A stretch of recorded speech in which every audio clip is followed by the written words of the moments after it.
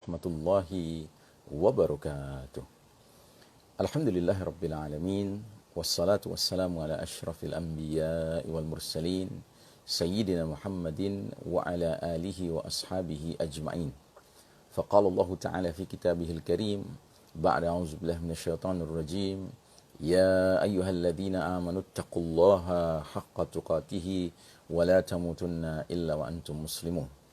Jamaah sekalian rahimakumullah, alhamdulillah hari ini kita berada di hari Senin tanggal 21 September 2020 di awal bulan Safar 1442 Hijriah ya. Dan alhamdulillah pagi hari ini sedikit kita lanjutkan lagi mengenai alamatul kubra, tanda besar kiamat, yakni tulu isyamsi min maghribiha, terbitnya matahari dari tempat terbenamnya. Pada bahasan yang lalu, terakhir kita mengutip sebuah ayat surah Al-An'am 158 di mana Allah Ta'ala berfirman, ba'da a'udzubillahi minasyaitonir rajim, hal yanzuruna illa an ta'tiyahumul malaikatu aw ya'tiya rabbuka aw ya'tiya ba'du ayati rabbika yawma ya'ti ba'du ayati rabbika la yanfa'u nafsan imanuha lam takun amanat min qabl aw kasabat fi imaniha khaira qul intaziru inna muntazirun. Yang mereka nanti-nantikan tidak lain hanyalah kedatangan malaikat kepada mereka untuk mencabut nyawa mereka, atau kedatangan siksa Rabbmu, atau kedatangan beberapa ayat Rabbmu. Pada hari datangnya ayat-ayat dari Rabbmu, tidaklah bermanfaat lagi iman seseorang bagi dirinya yang dia belum beriman sebelumnya, ataupun dia belum mengusahakan kebaikan dalam masa imannya. Katakanlah, tunggulah oleh kalian, sesungguhnya kami menunggu pula. Di dalam kitab Syekh Mubayyad, beliau memberikan penjelasan mengenai ayat ini.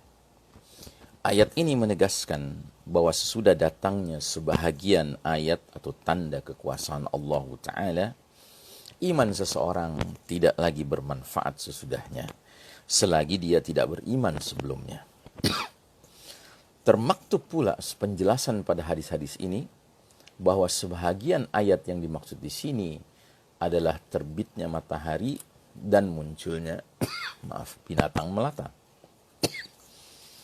Dari Hudzaifah bin Asid al-Ghifari radhiyallahu an, ia berkata, Nabi menghampiri kami ketika kami sedang berbincang-bincang. Beliau bertanya, "Ma tazakarun?" Apa yang kalian perbincangkan? Para sahabat menjawab, "Nazkurus sa'ah."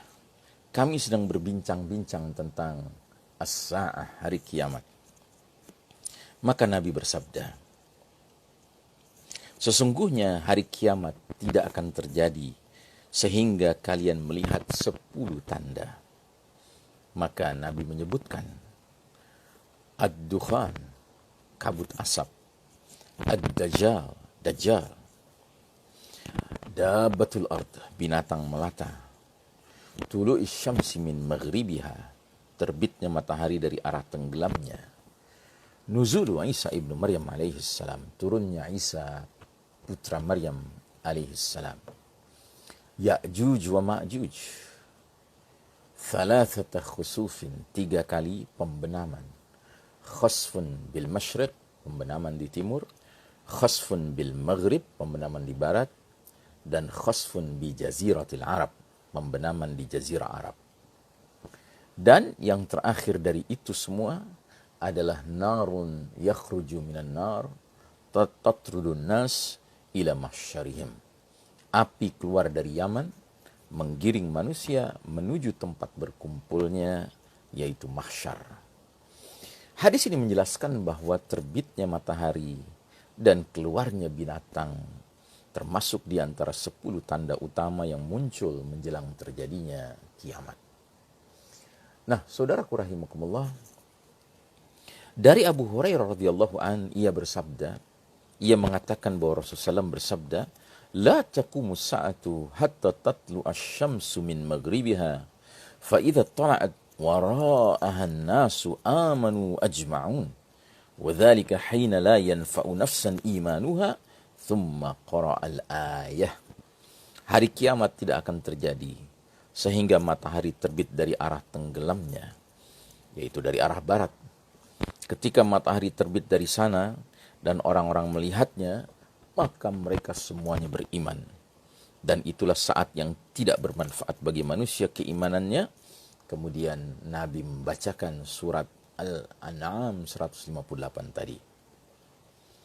Sedangkan dalam hadis yang lain lagi dari Abu Hurairah radhiyallahu an, ia berkata bahwasanya Rasulullah sallallahu alaihi wasallam bersabda, "Thalathun idza kharajna la yanfa'u nafsan imanuha lam takun amanat min qabl aw kasabat fi imaniha khaira. Tulu'u syamsi min maghribiha wad-dajjalu wa dabbatul ard." Tiga peristiwa yang bila sudah keluar maka tidak bermanfaat bagi siapapun imannya, yang mana dia belum beriman sebelum itu, atau dia belum mengusahakan kebaikan apapun pada masa imannya, yaitu terbitnya matahari dari arah terbenamnya, Dajjal dan binatang melata.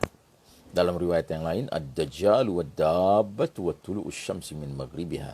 Dajjal, binatang melata, dan terbitnya matahari dari barat atau dari arah terbenamnya.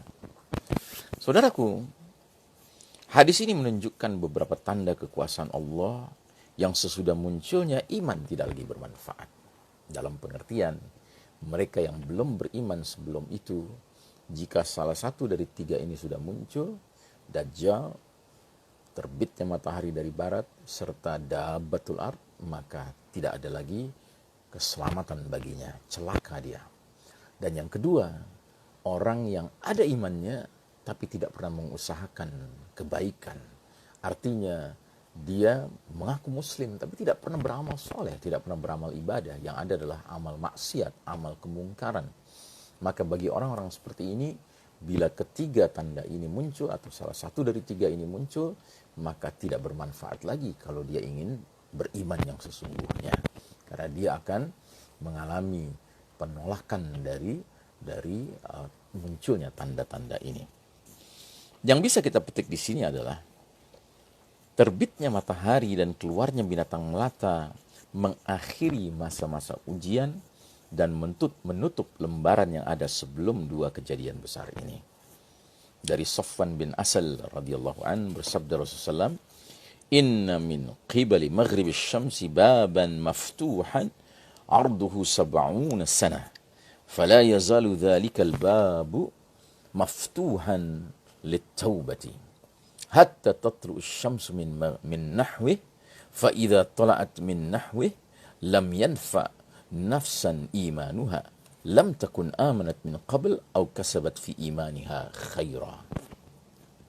Sesungguhnya dari arah tenggelamnya matahari ada sebuah pintu yang selalu terbuka, lebarnya sejarak perjalanan 70 tahun. Pintu itu senantiasa terbuka untuk taubat sampai matahari terbit dari arahnya.